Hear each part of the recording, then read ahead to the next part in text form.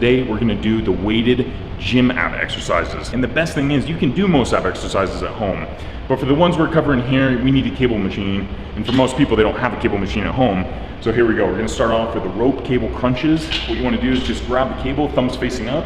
You're gonna place your body right down here on the knees. You're gonna sit back on your heels and you're gonna bring those hands right beside your head. And what you really wanna do and focus on these is you're gonna be flexing that spine. A lot of people lift their hips up and down as they try to crunch, which is wrong because then you're not actually getting the full benefit of the exercise. So what you wanna do is just keep those hips stationary, and you're gonna be getting stretching the abs by getting a slight arch in the lower back, and then you're gonna be pulling those elbows to your knees just like so, flexing that spine and crunching those abs in just like that.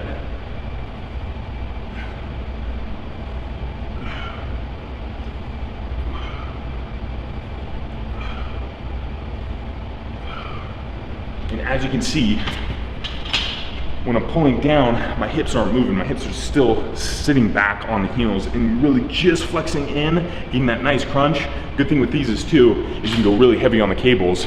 You get a nice stretch in the abs as you bring it up, and then as you crunch in, you get a nice contraction in the whole ab area, and then you rep that out until you get that nice burn. Usually on these ones, it's gonna be 3 to 4 sets depending on how high volume you want to go. It's gonna be around, well, depends on how heavy you go too, but it could be anywhere from 25 reps to get a nice, really good burn, kind of promote a little bit more endurance and definition in there. Or you can go really low reps if you want some nice big bulky abs. You get a little bit higher on the weight, kind of help build the ab muscles themselves, a little bit hypertrophy range, which will be around the 10 to 12 rep range. Next exercise on the list is gonna be the cable wood chops. So what you wanna do is usually adjust the cable to about mid to low range. This is a little older school cable here, so we actually have to string a cable, and it's gonna be more in the low pulley range here, which is okay, it still works. So what you wanna do is grab this cable, step away, get a nice wide stance, wider than shoulders, so you get that nice base of support, because you don't want to turn your hips with the movement. You want to keep them nice and stationary, because you're focusing on the stretch through the transverse abdominis and the obliques. You're going to turn towards the cable, grab it with the next hand, just like so. Once the cable's on there, actually. Just there, there we go. So you're going to grab it just like so, and you're going to pull up, twisting through the abs and the transverse abdominis, just like that. Get that nice stretch here. As you notice, I'm not following with my hips. I'm keeping them facing forward and stationary. Just like that, so the shoulders will follow, so it's your upper trunk is turning with it.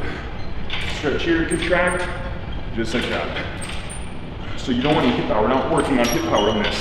It's just all right here, right in this core. And then once you rep those out, you're gonna face the other way, same stance, and repeat, just like that. So these ones, you're gonna hit about the 3-set range and do 15, 20 reps. And it's just like any other ab exercises with weights. You can go really high weight, work a little bit more on strength, or you can go really really high reps, low weight, and rep it out, work a little bit more on endurance, some of the definition, because you're gonna be burning a little bit extra calories because of the higher volume. Third and last exercise we're gonna be doing is the hanging knee raises, but weighted. So you're actually gonna be holding a dumbbell in between the feet. The hand grip, as far as what the width is not going to be super important as long as you have a comfortable grip. And it's going to be overhand or underhand, whatever it may be. So you can get close or wide, depending on what feels better for you. You're just going to grab this weight, just like so, between the feet, squeeze nice and tight. And you're going to lift those knees up. Nice crunch.